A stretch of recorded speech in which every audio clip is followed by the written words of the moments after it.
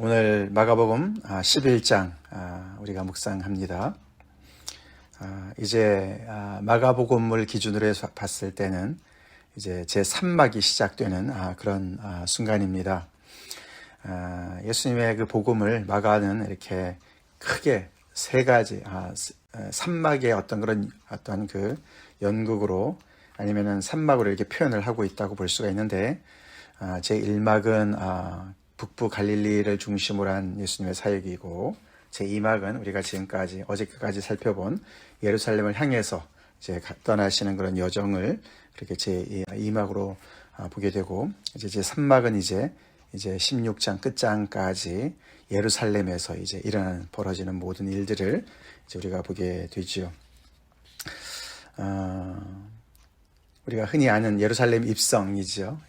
우리가 그래서 종려주일에 주로 묵상하는 그런 말씀인데, 오늘 예수님께서 드디어 예루살렘에 가까이 오시고, 오늘 끝에 11절에는 예루살렘의 성전에까지 들어가시는 그런 일이 이제 기록되어져 있습니다. 물론 우리가 요한복음을 보면 예수님께서 공생의 기간에도 예루살렘을 여러 번 가신 것을 적어도 3번 기록이 되어 있는데, 이 다른 마태, 마가, 누가는 이렇게 마가처럼 이렇게 한 번 쭉, 그렇죠? 그 3막의 어떤 그런 흐름처럼 이제 예루살렘을 이렇게 마지막에 올라가시는 것으로 이렇게 구성을 해 놨습니다. 그래서 예수님의 어떤 사역의 절정이 예루살렘에서 이제 이렇게 끝나는, 완성되는 그런 것으로 이렇게 구성을 했죠. 자, 오늘 예수님께서 예루살렘에 가까이 오셨을 때, 즉 어저께, 그렇죠, 우리가 그 여리고 성을 마지막으로 통과하실 때 바디메오를 만나셨고, 그 바디메오의 입에서 다윗의 자손이여 나를 불쌍히 여기소서 그렇게 얘기하지 않았습니까?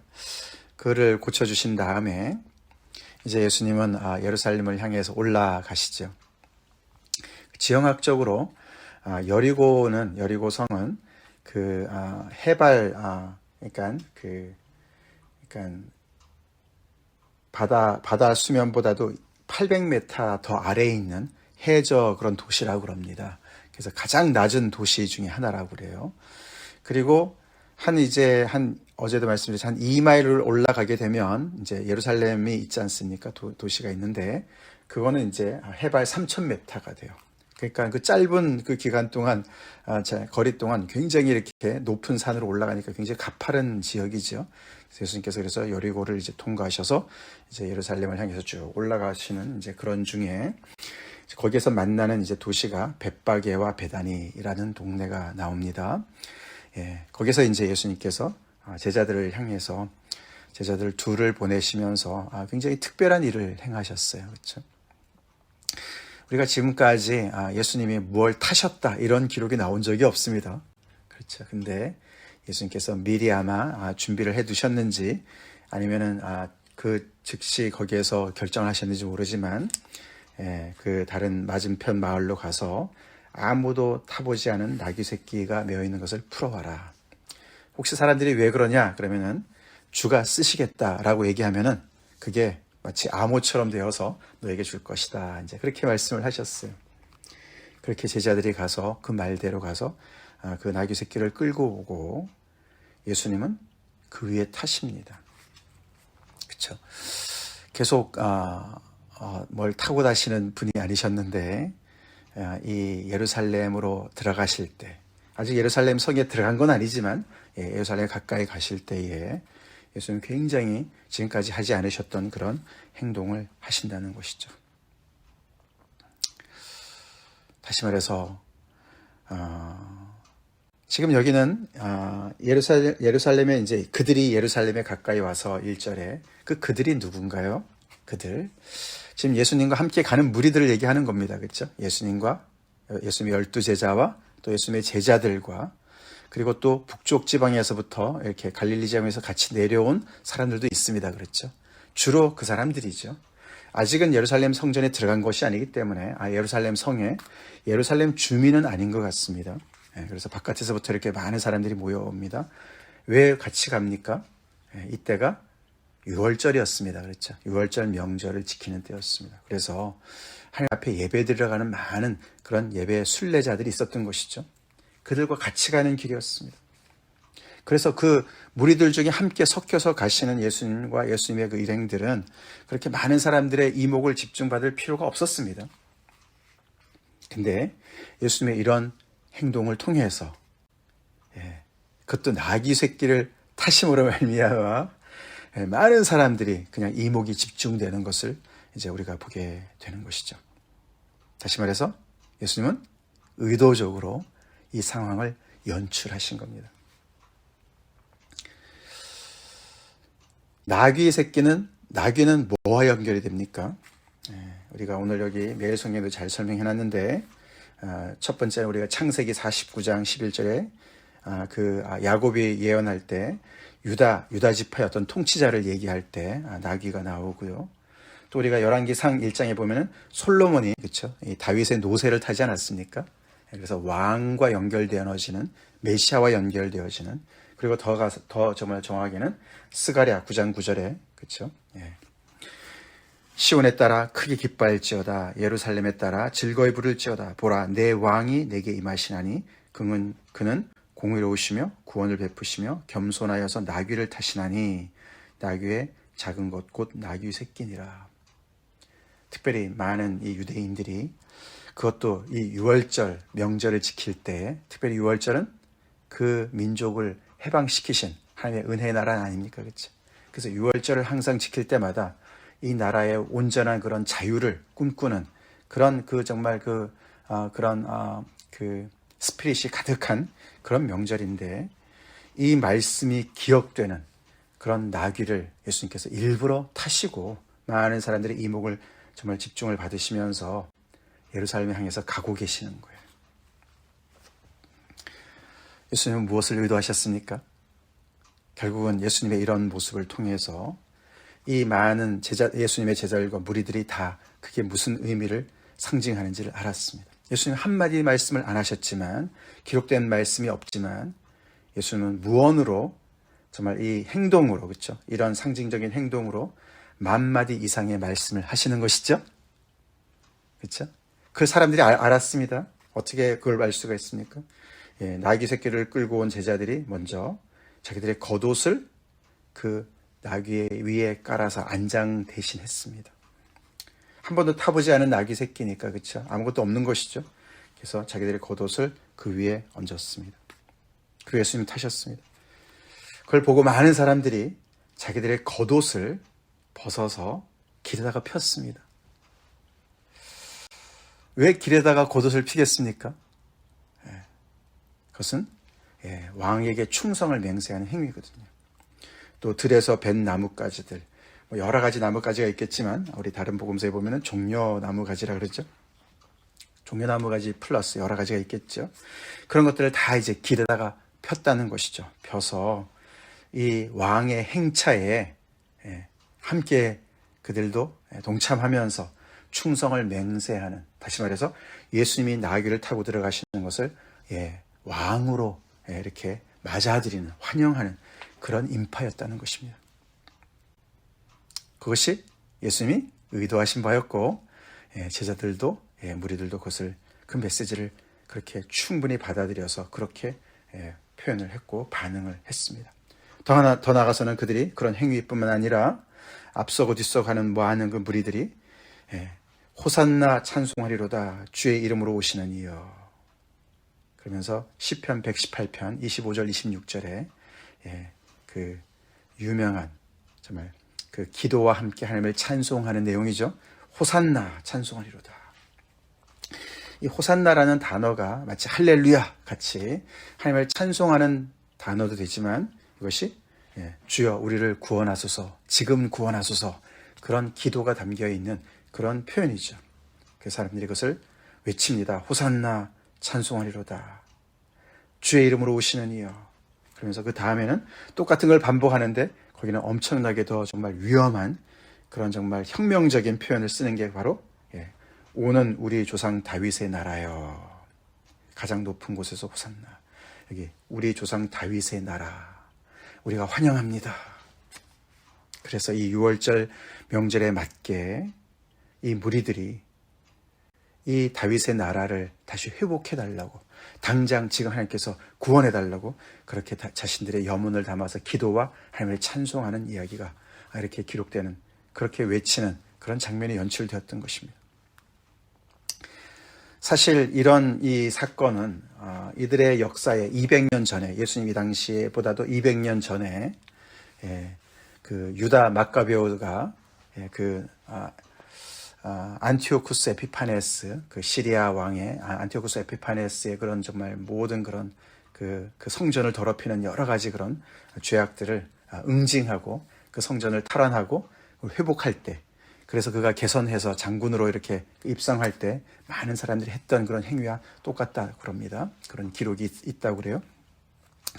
그래서 이런 것들이 이제 계속 이렇게 내려오는 거 아닙니까? 그렇죠? 그래서 정말 언제나 하나님께서 우리를 하나님께서 임하셔서 메시아를 보내셔서 우리를 다시 해방시키시고 우리를 회복시켜 주실까, 그런 염원을 담은, 가장 그런 염원을 담은 그런 명절 때 이렇게 나귀를 타신 예수님을 보면서, 또 특별히 갈릴리 북부지방부터 내려온 사람들은 예수님의 여러 가지 그런 그 사역을 또 경험하고, 그렇죠, 목격한 그런 많은 사람들 아니겠습니까? 그리고 당장 바로 이 얼마 전에는 또 여리고성에서 그 맹인을 고치시는 예수님의 그런 놀라운 능력을 다 체험한 사람들이 아니겠습니까? 그래서 바로 이분이야말로 우리의 메시아로서 이런 정말 다윗의 나라를 회복하실 분으로 이렇게 그들이 정말 환영하는 것이죠.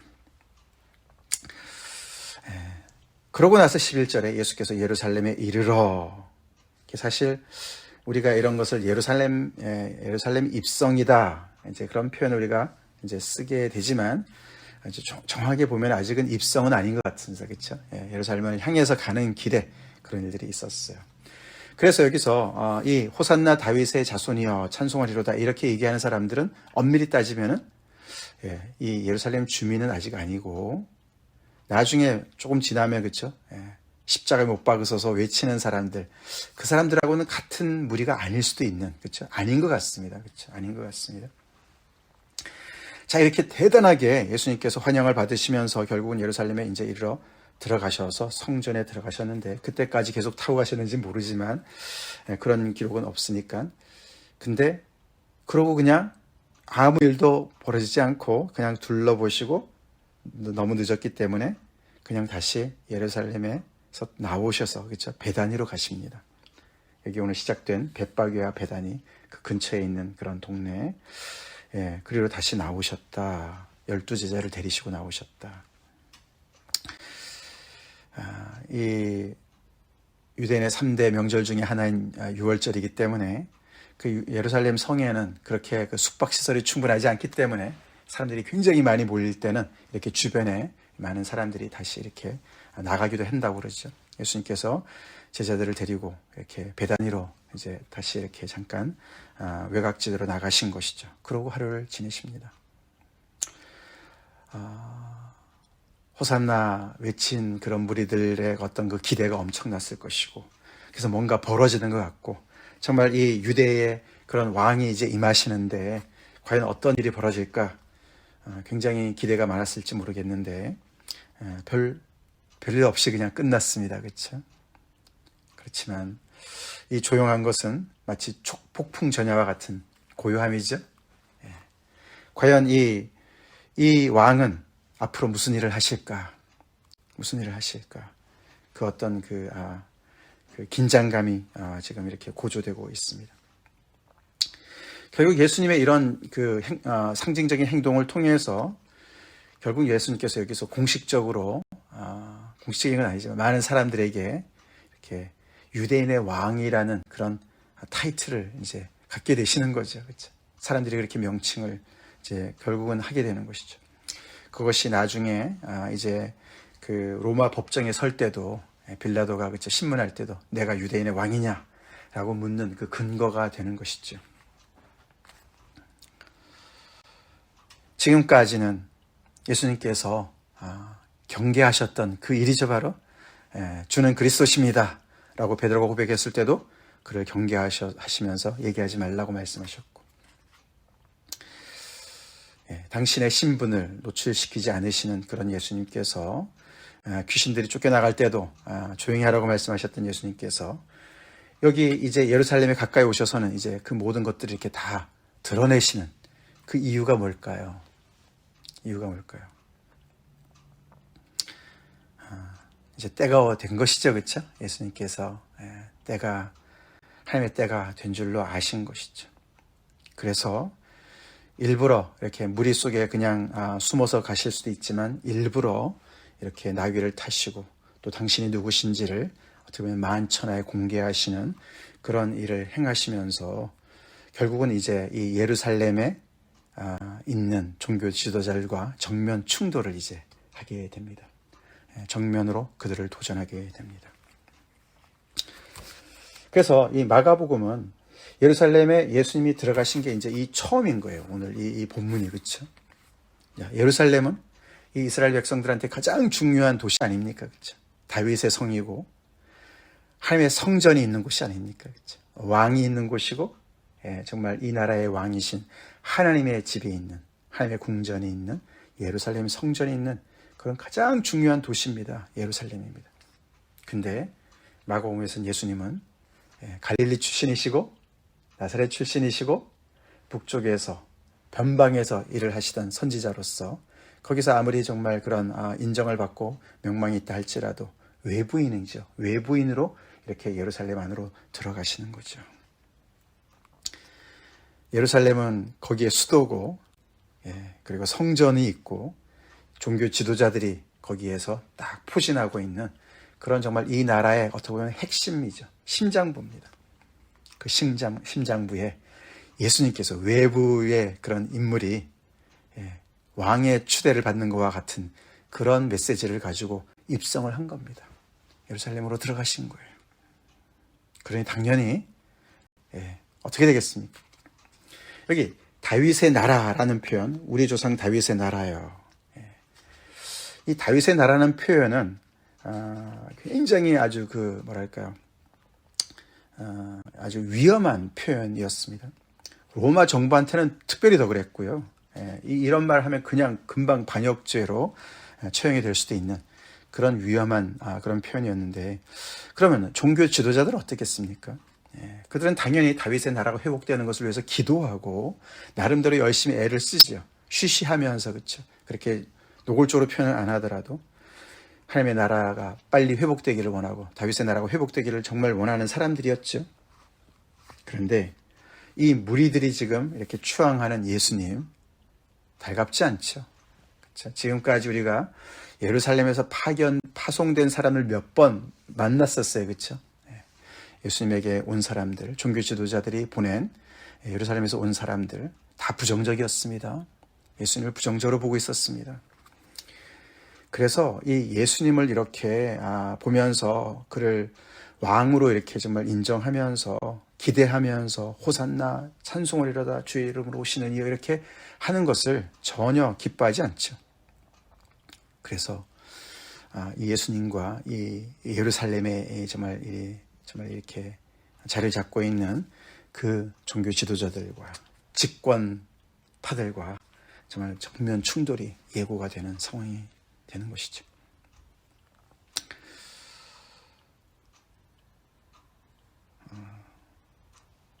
진정한 왕이 오셨는데, 그렇죠?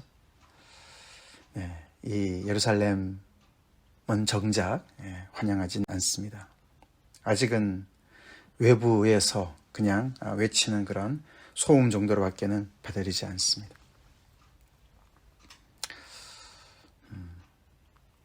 주인이 오셨는데, 그렇죠? 성전의 주인이시죠? 이 나라의 주인이 오셨는데 정작 거기 그 나라의 가장 그 노른자에 있는 그 사람들은 눈치를 채고 있지 못하다는 것이죠.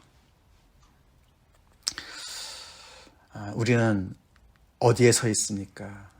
예수님의 그 정말 나귀를 타고 가시는 예수님을 보면서 호산나 찬송을 이루다 우리를 구원해 주십시오. 주의 이름으로 오시는 이 우리를 구원해 주십시오. 그렇게 환영하는 인파 속에 있습니까?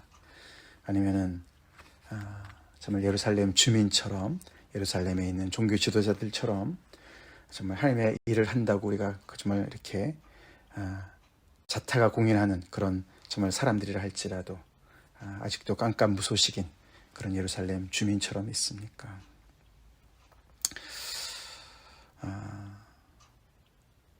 예수님은 이 정말 모든 것이 어그러진 이 예루살렘 성전, 예루살렘에 있는 모든 종교 지도자들, 결국은 그들과 정면 충돌을 통해서 그들의 죄악을 들춰내시고 그 모든 죄를 담당하시고 죽으실 분이십니다. 그렇습니다.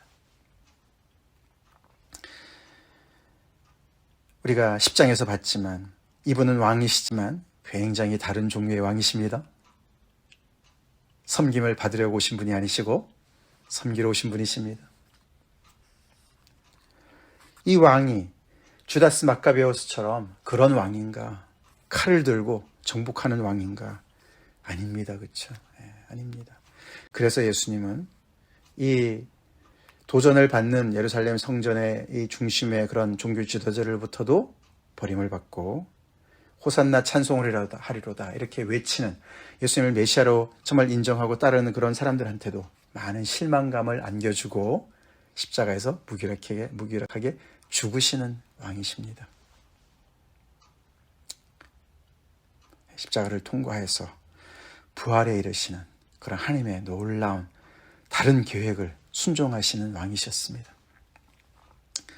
우리는 어떤 하나님의 나라를 꿈꾸고 있나 다시 한번 우리가 이런 걸 통해서 살펴봐야 되겠습니다.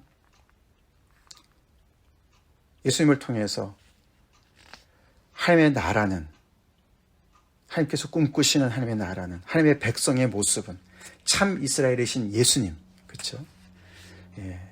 예수님은 과연 어떤 모습을 보여주시나? 우리가 지난주에 말씀에도 세상의 이방인들이 집권하고 고관들이 하는 모든 일들과 예수님께서 보여주시는 것과는 정말 완전히 생리가 다르지 않습니까? 본질이 달라요. 그렇죠? 본질이 다릅니다. 근데 너무나 본질이 다른 그런 아직도 이해를 하지 못하는 제자들처럼 예수님은 계속해서 십자가의 죽음을 말씀하시는데 서로 누가 크냐 논쟁하는 그런 제자들의 그런 모습처럼 우리 또한 우리 나름대로의 상상화를 가지고 예수님을 따라가지 않나. 어떤 하나님의 나라를 꿈꾸는 건가? 우리는 무슨 목적으로 예수님을 호산나 찬송하리로다 찬미하면서 주님을 따라가는 그런 무리 속에 있는가? 이런 것도 우리가 생각해 보게 됩니다. 십자가 없이는 예수님의 제자가 될 수 없습니다. 우리를 부인하지 않고서는 예수님을 따라갈 길이 없습니다. 십자가를 통과해야 됩니다. 고난과 죽음을 통해서만 온전히 이 왕으로, 참 하나님께서 인정하시는 왕으로서 구원을 이루실 수 있는 분이기 때문에 참 6월절에 그 구원의 역사를 다시 재출애굽의 역사를 이루실 수 있기 때문에 예수님이 이 길을 가시는 그 참되신 왕, 나귀 새끼를 타셨지만 영 다른 왕이신 예수님의 통치를 과연 나는 환영하고 받아들이는가? 결국 예수님께서 이들의 많은 죄들을 이제 들춰내시겠지만 그런 많은 죄악 속에서도 이들은 계속해서 문제가 다른 데 있다고 생각했습니다. 외세를 몰아내면은 구원이 있을 거라고 생각했습니다. 그렇죠. 우리도 그렇지 않습니까? 우리 안에 많은 문제들이 있는데 그런 건 보지 못하고 우리는 계속해서 우리의 주변의 문제들 때문에 우리가 참 하나님의 구원을 위해서 기도하고 하나님께 정말 기도할 때가 많이 있습니다. 기도 응답을 해달라고 할 때가 많이 있습니다. 우리의 폐부를 살피시는 분이십니다. 우리의 마음의 성전을 살피시는 분이십니다. 예수님께서 우리의 마음속에 왕으로 임하시고 우리를 통치하시는가. 물론 그것이 전부라고 얘기는 하지 않지만 그렇죠. 거기서부터 출발되는 줄을 믿습니다. 예수님이 내 마음의 성전에 왕으로 임하실 때 나의 문제에 정말 아버지 먼저 내가 집중할 수 있도록 도와주세요. 이 예수님의 이 정말 구원을 우리가 온전히 받을 수 있게 해주세요. 통치를 받을 수 있게 해주세요. 그렇게 우리 기도합시다. 다 같이 기도하겠습니다. 하나님, 감사합니다. 오늘도 계속되는 마가복음의 말씀을 통해서 드디어 예수님께서 예루살렘에 당도하셨습니다. 하나님의 성전이 있고 다윗의 성, 하나님의 구원의 역사가 정말 고스란히 담겨있는 그 도시, 그 주민들, 예수님의 오심을 달가워하지 않는 그들, 호산나 주님을 따르는 무리들이지만 또 딴 생각하고 있는 그들의 모습들, 그만큼 본질적으로 하나님의 나라를 이 땅에 임하게 하신 예수님의 그 걸음을 참 아버지 이해하기가 어렵습니다.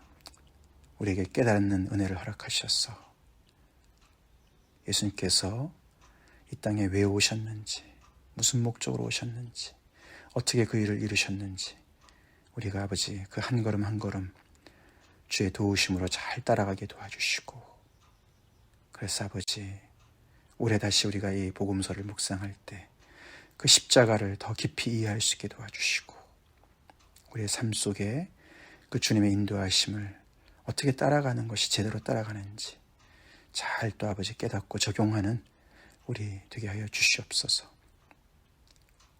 참된 주님의 제자로 아버지 하나님의 나라의 그 이질적인, 세상과 너무나 다른 그 이질적인 하나님 나라의 가치를 온전히 습득하고 그렇게 살아내는 저희가 되게 하여 주시옵소서.